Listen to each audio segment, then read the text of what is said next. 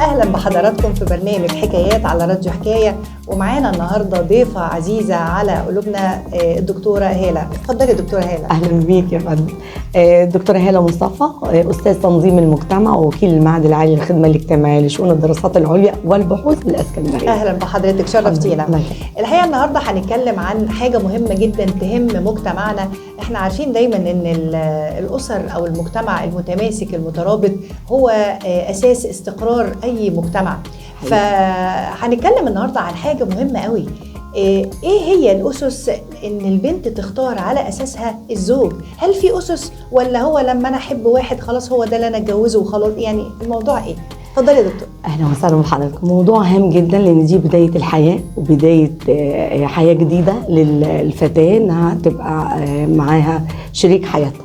ودايما لما اقول كلمه شريك يعني معناه ان هو شريكها في كل الامور. أيوة. في تقدمها، في احزانها، في مشاركتها الاجتماعيه. فشريك الحياه لازم يبقى ليه معايير عشان يقدر يشاركها كل المتطلبات او مراحل الحياه. ازاي اختار بقى شريك الحياه؟ عشان اختار شريك الحياه لازم في البدايه اكون مقدره نفسي الاول، يعني اقيم نفسي عشان اخد اللي يناسبني.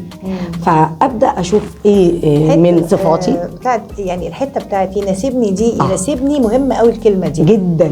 يناسبها بقى في ايه بقى؟ في الشكل ولا في الحاله الاجتماعيه ولا يناسبها في قدراتها وصفاتها ومؤهلها العلمي ومركزها ووضعها الاجتماعي في اسرتها. أيوة. يعني لازم يكون في مناسبه. يعني التكافؤ ده مهم جدا جدا جدا. فهي قبل ما تختار تقيم نفسها. بعد ما تقيم نفسها تحط اللي قدامها كده ايه بعض الحاجه. طبعا زي ما احنا بنقول حاسب قبل ايه؟ ما تناسب. قبل ما تناسب. فلما نقول حاسب قبل ما تناسب يبقى الموضوع مهم، يعني مهم جدا. يعني مش ان انا بقى حبيت يلا لا، وكمان في حاجه تانية، مش كل حبيب زوج. تمام. يعني حلوه قوي الجمله دي. لان الفتاه عندنا بيحصل لها في اختيار شريك حياتها في حاجتين. اول حاجه الاعجاب، وده بيبقى التفكير اللاواعي انها معجبه بيه بشكل هي بتهيأ لها بقى انها ممكن تتجوزه وتكمل الحياه. وحاطه في دماغها بيفي احتياجات معينه عندها. شبه والدها، قدوه، ايا كان. هي حاطه رولز لنفسها شويه في اختيار اللاواعي. تمام. فالاختيار اللاواعي ده مش هو اختيار شريك الحياه. الاعجاب بيزول. طب الاختيار يعني الثاني الموضوع مش اعجاب، الموضوع ان اعجابي يعني ما يعني ما اقول لك ايه، يعني اعرفي ان مش هي دي الخطوه الاساسيه للجواز. اعجاب اوكي. بعد كده في دراسه بقى. ايه الدراسه بعد كده بقى؟ الاختيار الواعي. اشوف بقى اللي يناسبني من 3 معايير. يعني رساله مسج لكل بنوته داخله على الزواج. لازم تعرف الاول التوافق الفكري بينهم وبين بعض. الدماغات يعني. ولو هو على يعني كانوا على تواصل مع بعض قبل الزواج، يعرفوا مع بعض فكرهم ماشي ازاي. لو صالونات لازم برضو يقعدوا مع بعض يعرفوا الافكار في اتجاه واحد.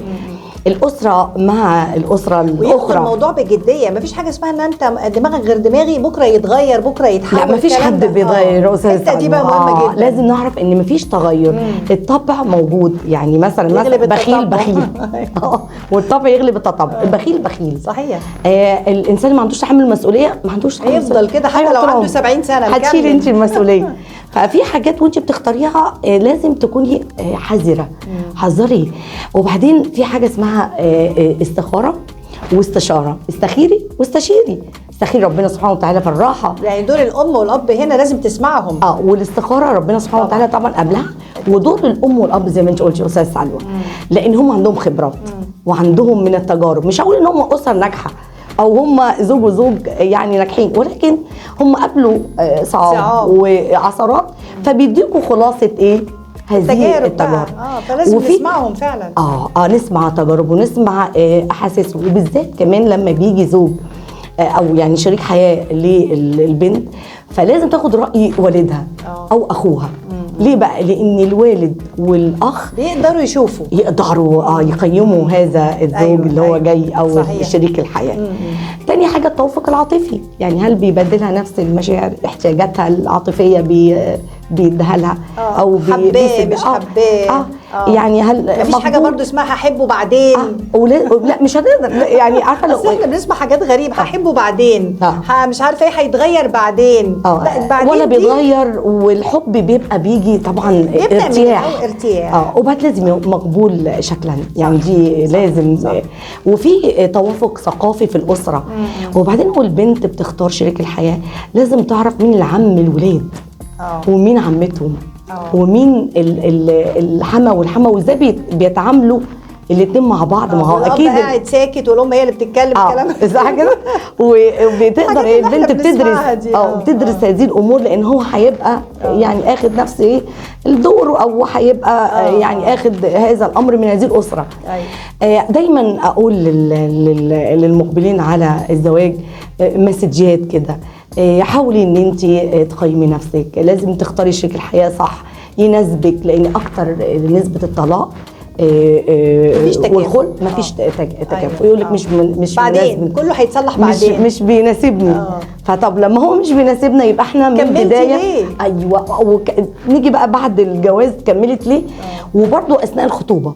يعني خلي بالك يا استاذه سلوى، في حته بيبقى بيقولوا ايه، احنا فتره الخطوبه طالت، لا نكمل بقى. لا مش شرط.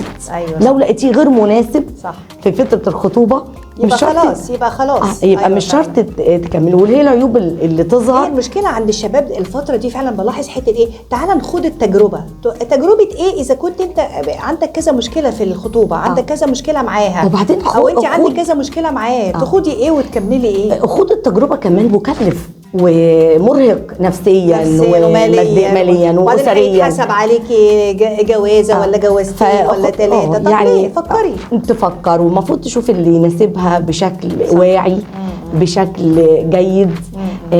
تشوف نفسها هي، يعني ساعات كده اقول مثلا يعني حاجه كده، تشوفه بعد 5 سنين هيبقى شكله ايه. هل هو عنده طموح هيطور نفسه في مستقبل ليه. برضه تبدا كده تحط لنفسها حاجات الرؤيه البعيده. الرؤيه المستقبليه للوضع وللامر. يعني احنا كده بنفهم من حضرتك فعلا ان موضوع الجواز ده مش حاجه سهله، مش لعبه هنلبسها شويه ونغيرها كمان شهر ولا شهرين. لا، الموضوع يا جماعه فعلا موضوع كبير جدا، عشان نعمر بيوتنا، عشان نعيش وتبقى اسر مستقره جميله. مش زي اقول ايه، بس احنا بنشوف حاجات كتيره قوي دلوقتي، طلاق وخلع، ونسب بقت اكتر من يعني اكتر من نص المجتمع كده. فدي بقت مشكله يعني زي ما حضرتك بتقولي هي مهمه جدا، بس لو كل فتاه شافتها انها رحله، والرحله دي رحله طويله زي ما حضرتك قلتي، مش حاجه سهله. لا طبعا. فلازم تشوف هي طالعه الرحله دي طالعه مع مين. صح. مش احنا بنقول دايما الصحبه قبل بنطلع بس مرسى مطروح مع حد مش يعني مش محجبين رحله طالعه مع مين الرحله نقول لك لا، ما انا مش طالع الرحله دي. صح كده. بستعد للرحله، بستعد بهيئ نفسي نفسيا، بجهز نفسي. الرحله طبعا محتاجه ان انت تكوني عندك وعي ليها، هتنتهي بايه، شكلها ايه، هيبقى الامور كمان خفيف على قلبك ولا لا، متقبله ولا الموضوع كبير يا جماعه. بالظبط. لازم تكوني عندك وعي تماما في اختيار شريك حياتك. مش شرط يكون جميل او يكون في صفات انت حطاها في دماغك فتى الاحلام بقى والحصان والحاجات دي، لكن ادرسي الجوانب كلها باسرته كمان، بفكره، عنده طموح، عنده تطوير لنفسه، هيسعدك. تاخد الموضوع بجديه. الجواز يا جماعه حاجه تستحق ان احنا نفكر فيها. يعني نفكر فيها قوي يعني، ونبقى شايفين فعلا هي هتمشي ازاي، والموضوع تمام. مناسب مش مناسب. لا، الموضوع مهم جدا يا جماعه فعلا والله. ويعني زي ما نقول كده في صفات حلوه بنختار على اساسها، وفي صفات احنا بنيفر خلاص ده ما ينفعش. طب الصفات الوحشه قوي اللي لا يعني لا من اولها كده زي ما قلت لحضرتك في اول حلقه، البخيل. لان البخيل مشاعر، البخيل ده صعب، بخيل في كل الامور، مش هيبقى عطاء. فالبخيل حقيقه واحد بيتعرف حتى من اول لقاء بيتعرف. في جمله بتتقال ساعات يقول لك ايه ده ابن امه، مع ان في ناس يقول لك وماله ابن امه ده، يعني امه مربيه كويس. يعني احنا ناخدها من انه اتجاه برضه عشان نبقى مرتاحين بيها شويه. الحته دي فيها جانبين. ابن امه يعني بار بيها، بيحاول ان هو يراضي ربنا سبحانه وتعالى في والدته، دي حاجه حلوه. لكن لو الصفه السلبيه ان هو لا يتحرك ولا يحقق اي خطوات غير بمشورتها وتكون مشورتها سلبيه. يعني وهي بتقدر تعرف الفتاه ان دي مشوره سلبيه، فده برضو من الحاجات اللي ممنوعه خالص للزواج ولا يصلح للزواج. عدم تحمل المسؤوليه، الشخصيات العنيده المسيطره او الشكاك او وشكاك، يعني دول يعني صفات يعني بتبقى صعبه او استحاله في صفات بقى حلوه وموجوده عندنا في شبابنا وموجوده في مجتمعنا. القوام ان هو يقدر يفتح بيته، مسؤول، الصادق انه عنده صدق، كلمته فيها حنين طبعا وكل البنات على فكره عايزه الحنيه. الحنين ده عندنا اهم حاجه بصراحه. يعني لو الرساله دي للفتاه معلش، الرساله دي برضه للشاب خليك حنين. وهي كمان تبقى حنونه، عندها عندها قابليه تبقى مرنه حنينه امتى، يعني جامده امتى، بالظبط. تبقى تقدر تبدا تتعامل في المواقف كيفما تتراءى زي ما قلت استاذه سلوى، بالشد والجذب، بالحنيه او يعني مرونه بالتعامل كده. مرونه كده مش على طول. والكآبه بقى الكآبه برضو دايما يقول لك قال ايه الست المصريه نكديه ابدا والله. لا حرام والله. لا والله حرام. يعني الست المصريه لا دي كده ظلم عليها. الست المصريه والله طيبه وفعلا يعني اقول لك عليها مسؤوليات رهيبه. يعني ده السيدات المصريات كلها يعني كلنا عارفين ان هم عندهم تحمل مسؤوليه وصابرين ومسؤولين حقيقه يعني. ونقول تحيه لكل سيده مصريه سواء امهاتنا او كل ام في الاسره. طبعا حضرتك جدا.